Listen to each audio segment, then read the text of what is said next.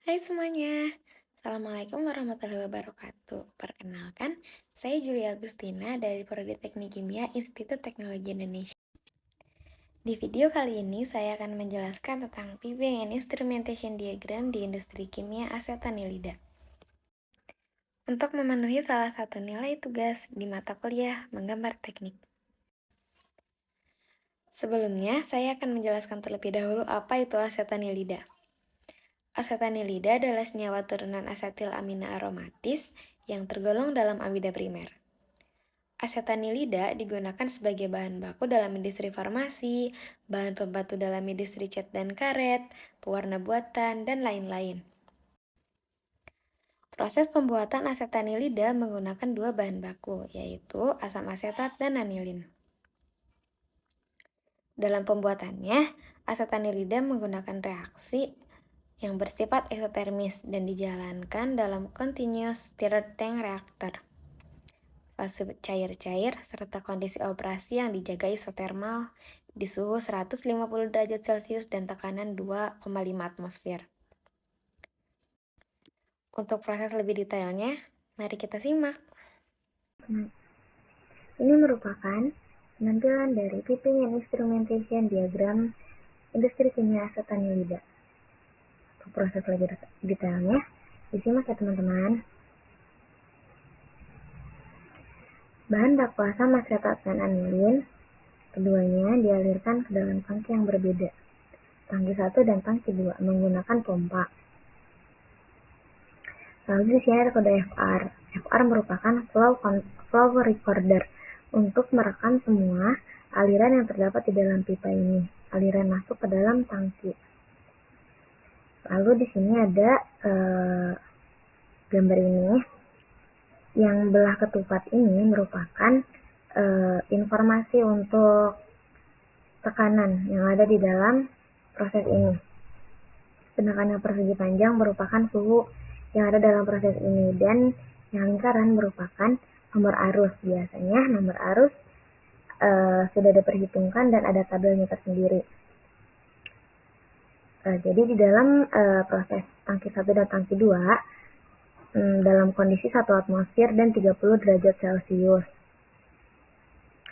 Lalu fluida di dalam kedua tangki ini dialirkan kembali menggunakan pompa ke dalam heat exchanger untuk mengubah suhu dan tekanannya. Di sini ada kode SC. SC ini merupakan flow controller. Flow controller adalah alat yang digunakan untuk mengatur arus pada aliran tersebut, aliran masuk maupun aliran keluar. Dalam heat exchanger ini, suhu fluida dirubah menjadi 150 derajat dengan tekanan 2,5 atmosfer, lalu masuk ke dalam reaktor 1. Di dalam reaktor 1 ini, merupakan reaktor alir tangki berpengaduk, karena reaksi yang berlangsung pada fase cair. Memasuki reaktor 1 ini, asam asetat dan anilin direaksikan dengan kondisi tekanan 2,5 atmosfer dan suhu 150 derajat Celcius selama 6 jam.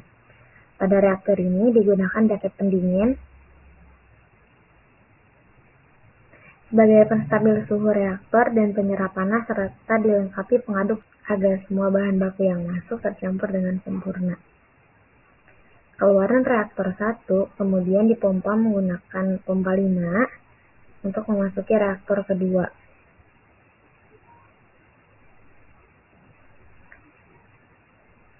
Di reaktor kedua dengan kondisi operasi yang masih sama, yaitu tekanan 2,5 atmosfer dan suhu 150 derajat Celcius.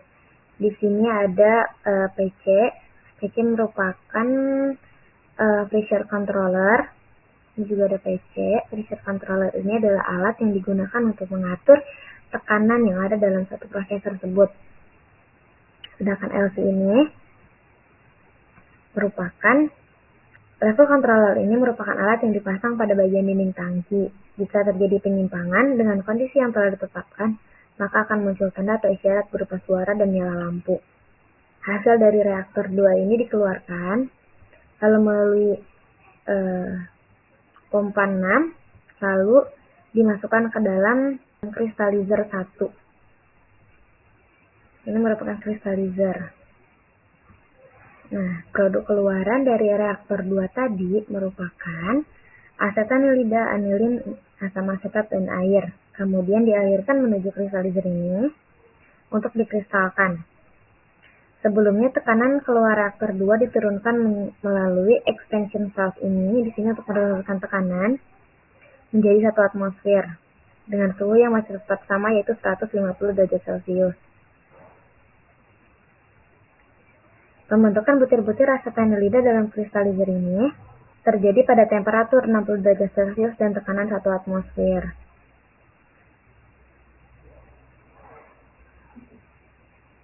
Jaket pendingin digunakan pada crystallizer. Jadi di crystallizer ada jaket pendinginnya lagi untuk mengatur suhu di dalamnya agar tetap stabil. Lalu hasil keluaran dari crystallizer ini dialirkan menuju centrifuge 1 dan kristalnya dialirkan melalui screw conveyor. Nah, kristalnya nanti lewat sini untuk menuju rotary dryer. Jadi kristal yang keluar dari crystallizer ini merupakan kristal yang masih basah. Di dalam rotary dryer ini, kristal dikeringkan. Setelah proses pengeringan selesai dari rotary dryer ini, lalu dimasukkan ke dalam blow box untuk menurunkan suhunya dari 60 derajat Celcius menjadi 30 derajat Celcius dengan cara mengalirkan udara pendingin. Kristal asetanilida kering kemudian diangkut menggunakan skru conveyor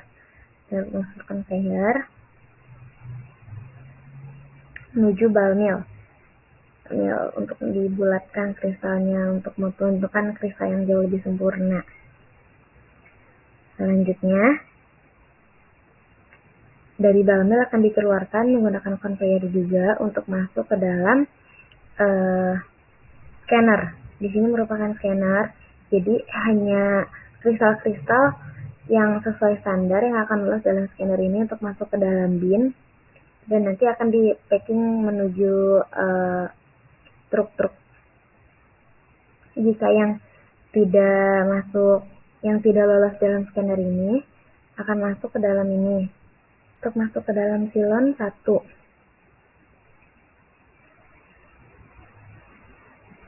Nah, kemudian dari silon 1 ini nanti masuk lagi ke dalam rotary dryer untuk kembali dikeringkan, kembali lagi masuk ke dalam blow box untuk didinginkan kembali, masuk ke sini lagi, screw conveyor, masuk ke dalam ball mill lagi, terus sampai ukurannya pas untuk dipasarkan atau di packing.